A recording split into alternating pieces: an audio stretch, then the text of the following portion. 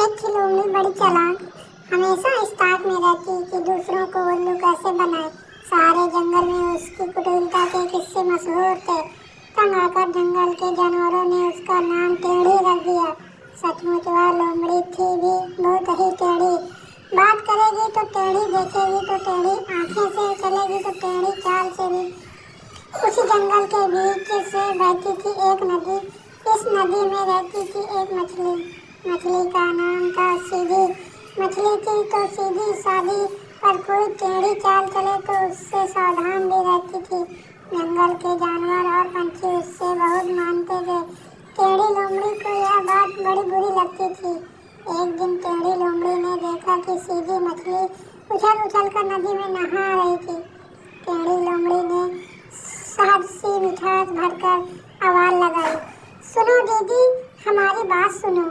टेढ़ी लोमड़ी की ओर ताककर सीधी मछली ने कहा, कहो टेढ़ी जी, आज इधर कैसे आ गई? क्या प्यास लगी थी? लोमड़ी मीठी बनती हुई बोली, अरे दीदी, मैं तो बहुत चाहती हूँ कि तुमसे रोज मिलूं, पर तुम ही दूर रहती हो। कभी इस नदी से बाहर भी निकला करो। मछली सीधी थी पर मूर्ख नहीं थी। ताड़ गई कि जरूर दाल में कुछ काला है। वह लोमड़ी से बोली, अरे टेढ़े जी, आज तो आप नदी में ही आ जाइए। आज ओजोन पर्व है। ये ओजोन पर्व क्या है? लोमड़ी आंखें सिकोड़कर बोली, अरे तुम नहीं जानती ओजोन पर्व? मछली ने हैरान होकर कहा, तुम तो सब रीति रिवाजों को भूल गए हो। हम लोगों के पूर्वज तो न जाने कब से इस पर्व को मनाते आ रहे हैं। वैसे कैसे? टेढ़े ने खिसियाते हुए पूछा, सारी दुनिया जानती है कि ऑक्सीजन ही हमारी प्राणवायु है और तुम ओजोन का गुणगान कर रही हो। सीधी मछली झट से डुबकी मारकर नदी में गई और एक पेटी उठा लाई। असल में हुआ टेलीविजन सेट था। मछली ने बटन दबा दिया और लोमड़ी की तरफ इशारा किया, ध्यान से देखो। लोमड़ी वही किनारे पर बैठकर देखने लगी। सबसे पहले टीवी के पर्दे पर गोल गोल घूमती धरती और उसके चारों ओर का वायुमंडल दिखाई दिया। उधर पर्दे पर तस्वीरें आती जा रही थी और सीधी मछली कमेंट्री सुनाती जा रही थी। देखो, इस गोल गोल घूमती धरती को देखो। कहते हैं कि ये किसी समय धरती और चंद्रमा के एक थे, बाद में अलग अलग हुए। बड़ा टुकड़ा धरती बन गया और छोटा टुकड़ा चंद्रमा बन गया। धरती के चारों ओर चक्कर लगाने लगा। तभी किसी ने बीच में टोका, कहते हैं दीदी, धरती शुरू में आग का गोली थी। आग का गोला धरती शुरू में आग का गोला थी। कहीं से खरगोश की आवाज आई।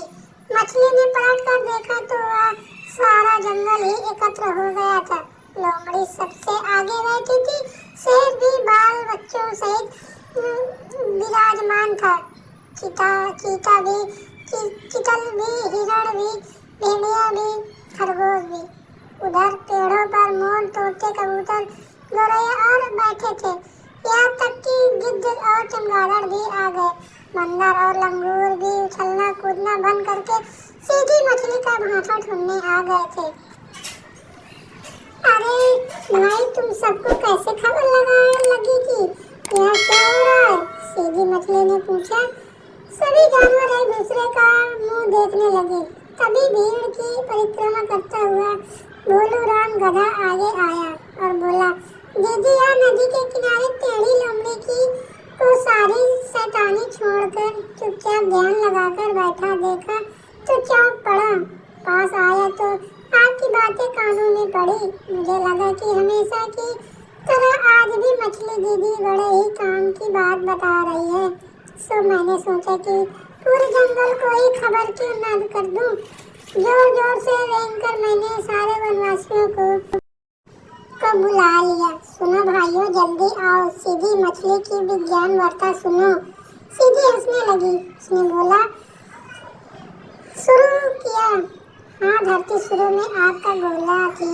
करोड़ों वर्षों में यह ठंडी हुई। फिर आज से 200 करोड़ वर्ष पहले धरती का वायुमंडल भी ऑक्सीजन गैस आई।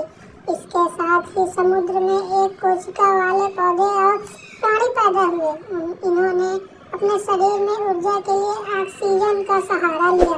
इन्हीं की क्रिया से वायुमंडल में ऑक्सीजन की मात्रा बढ़ने लगी। लेकिन अभी तक जीवन समुद्र में ही था। जमीन पर जीवन की चहल पहल शुरू नहीं हुई थी। ऐसा क्यों था दीदी? जमीन पर जीवन क्यों नहीं शुरू हुआ? भोलू राम गधे ने कर अपनी जिज्ञासा प्रकट की। अरे भोलू राम, जमीन पर जीवन कैसे शुरू होता है? सूरज की सारी किरणें जमीन पर सीधी बरस रही थी। वायुमंडल में कोई ऐसी चीज नहीं बनी थी कि सूरज की रोशनी को छानकर धरती तक आने देती। मतलब यह कि ओजोन को छतरी नहीं बनी। यह आयोजन क्या भला है सीधी? मनोहरलाल सिंह अपनी भारी भरकम आवाज में गरजा। सीधी मछली बताने लगी, देखो सामने पर्दे पर तुम आज की धरती के वायुमंडल की तस्वीर देख रहे हो। इसमें सबसे ऊपर है वायुमंडल। इसमें नीचे धरती की ओर आए तो ओजोन छितरा हुआ यहाँ जरा नीलापन लिए एक गैस है जिसे ऑक्सीजन की बहन ही समझो। इस ओजोन की मोटाई कुल मिलाकर 3 किलोमीटर से अधिक नहीं है और यह एक चादर की तरह भी नहीं तनी हुई, बस पूरी पृथ्वी के चारों ओर वायुमंडल में फैली हुई है। इसी कारण जमीन पर जीवन संभव हुआ। वह कैसे दीदी? टेढ़ी लोमड़ी से चुप नहीं रह गया। लोमड़ी बहन, सीधी मछली ने जवाब दिया, ओजोन गैस की यह खूबी है कि यह अपने भीतर सूरज की रोशनी के साथ आने वाली कुछ हानिकारक किरणों को सोख लेती है। अगर ना सोखे तो क्या हो? चीता ने गुर्रा कर पूछा। अगर ओजोन इन किरणों को न सोखे तो तुम सबकी चमड़ी काली पड़ जाएगी और फिर जलने लगेगी। यहाँ तक कि सबका जीना दुभर हो जाएगा और जमीन पर रहने वाले सभी प्राणी, पशु पक्षी, यहाँ तक कि मनुष्य में से कोई भी जिंदा नहीं बचेगा। पर दीदी, हम ऐसे ही क्यों मर जाएंगे? घुटल घुटल करते हुए कबूतर ने प्रश्न किया। प्यारे कबूतर, मुझे तो यही चिंता सता रही है। अगर हमारे वायुमंडल की ओजोन की छतरी में खराबी आ जाए तो सूरज की तेज गर्मी हम सब नहीं सह पाएंगे। पर दीदी, यह तो बताओ, आसमान में जब करोड़ों साल से ओजोन की परत बनी हुई है तो हम कैसे नष्ट हो जाएंगे? पर सबसे लंबा हूँ, पर मेरा मुंह भी वहाँ तक नहीं पहुँचता। दीदी, मैं भी ओजोन परत को नहीं खा सकता। यह कहकर लंबी गर्दन वाला जिराफ होकर हंसने लगा। बाकी सब वन्य पशु भी जिराफ की इस बात पर खिलखिला हंसे। पर सीधी मछली तो वैसे ही गंभीर बनी हुई थी। वह बोली, देखो भैया, यह हंसने की बात नहीं है। मैंने यह कब कहा कि तुम लोग ओजोन की परत मिटा दोगे? खतरा तो आदमी से है। तभी तेज आवाज करता हुआ एक हवाई जहाज उनके ऊपर से गुजरा।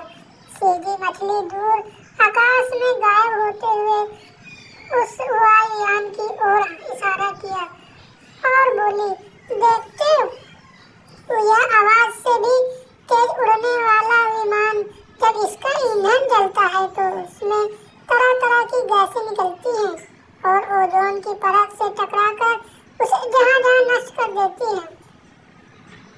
अभी सीधी मछली की बात पूरी नहीं हुई थी कि उछलता कूदता गया लाल बंदर वहाँ आ पहुँचा।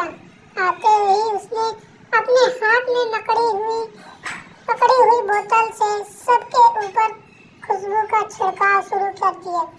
वह बोतल की डॉट को दबाता तो उसमें लगी पिचकारी से खुशबू भरी गैस निकलती और सारी हवा में बड़ी सुहावनी सुगंध भर देती। सीधी मछली ने उसे जोर से डांटा, बंद करो यह शैतानी। तुम जानते कि तुम क्या कर कि जो बोतल है इसमें कोई साधारण इत्र नहीं है, यह नया रासायनिक इत्र है। इसे हीरोसाल कहते हैं। इसके कारण हवा में तैरते हुए ओजोन की परत तक पहुंचते हैं। ये कण ओजोन के साथ रासायनिक क्रिया करके उसको नष्ट कर देते हैं। फेंक दो इस बोतल को, वनराज सिंह जोर से गरज कर बोला। वनराज की आवाज सुनकर बंदर थर-थर कांपने लगे। उसने झट से खुशबू की बोतल पानी में फेंक दी। शाबाश, ये हुई ना अकल की बात। भोलू राम थालियां बजाता उठा खड़ा हुआ, फिर सबकी इधर देखते हुए बोला, भाइयों, आप लोग मुझे कम अकल का बुद्धू गधा कहकर चिढ़ाते हैं, पर आदमी को तो देखो। अरे जिस चीज से इतना खतरा है उस चीज को क्यों बनाता है? क्या जरूरत है कि इस आवाज से तेज विमान बनाए जाएं? क्या जरूरत है कि एरोसॉल छिड़के जाएं? ओके, तेज विमान बंद करो, लंगूरों के सरदार ने नारा लगाया। एरोसॉल बंद करो, दूसरी ओर से बंदरों की टोली बोली। अब तो सारे जानवर उठ खड़े हुए और बड़े जोश से नारे लगाने लगे। वनराज सिंह ने गरजकर घोषणा की, आज से सारे जंगल में ओजोन पर्व मनाया जाएगा। सारे जानवरों ने थालियां बजाकर इस घोषणा का स्वागत किया।